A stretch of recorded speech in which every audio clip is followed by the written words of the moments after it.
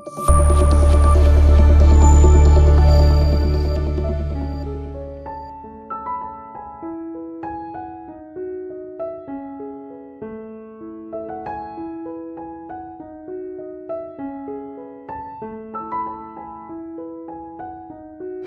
اوقاتك.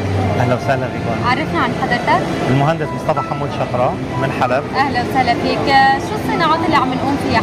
نحن الصناعات اللي بنقوم فيها شركة شيما، مختصة في تصنيع ماكينات CNC، خشب، حجر، ماكينات للخشب، لتصنيع الحجر، لكل شيء حتى الفلين، وماكينات تعبئة وتغليف، وأنظمة روبوت كمان. تماما. نحن الصناعات اللي عم نقوم فيها هي وطنية، هي صناعات سورية. كيف طريقة بناء لحتى وصلنا لهي النتيجة؟ طبعا بالنسبة لماكينة CNC أولي كان نستورد استيراد من الصين، من دول أوروبا.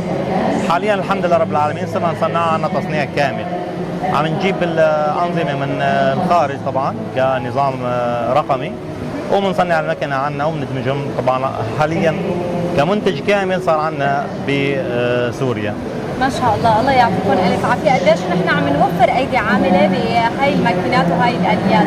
طبعا بالنسبه للماكينات هي كان اولي بالنسبه لنقش الحجر او الخشب او الديكور بشكل عام كان ياكل وقت مع بالنسبه للايدي العامله.